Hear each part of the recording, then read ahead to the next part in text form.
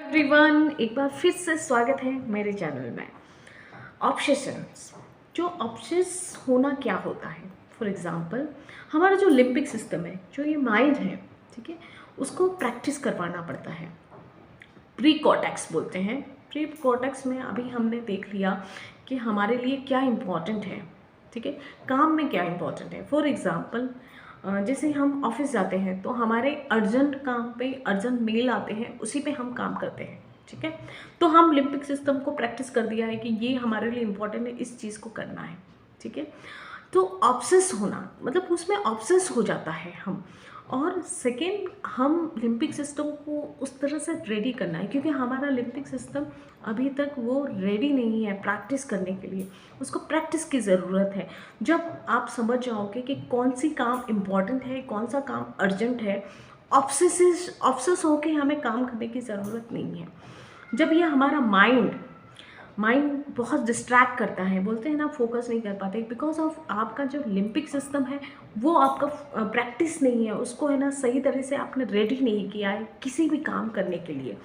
इसीलिए ये चीज़ें ऑब्सेशन में आ जाती हैं। और जब आपने इम्पोर्टेंट समझा दिया अपने ब्रेन को, माइंड को, कि मैं ये काम मेरे लिए इम्पॉर्टेंट है, वो ऑटोमेटिकली काम करता है। फॉर एग्ज़ाम्पल, कुकिंग, हम जितनी भी मम्मी है या कुक है, उसको पता है कि ये काम मुझे इम्पॉर्टेंट है, ये खाना बनाना ज़रूरी है। सेकेंड, आपको पता है कि सब्जी लाना बहुत ज़रूरी है, इम्पॉर्टेंट है, आपकी माइंड ने प्रैक्टिस करवा दिया है।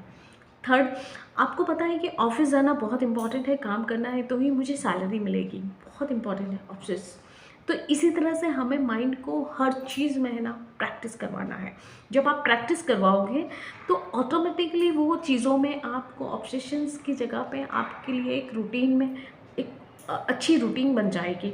जैसे हम डे टू डे लाइफ में ब्रश करते हैं, तो ब्रश करने के टाइम पे हमें है ना बताने की ज़रूरत नहीं है कि आपको ब्रश करना है, आप खुद ही उठ के पहले ब्रश करने जाते हो, बिकॉज कि आपका माइंड वैसा प्रैक्टिस किया हुआ है।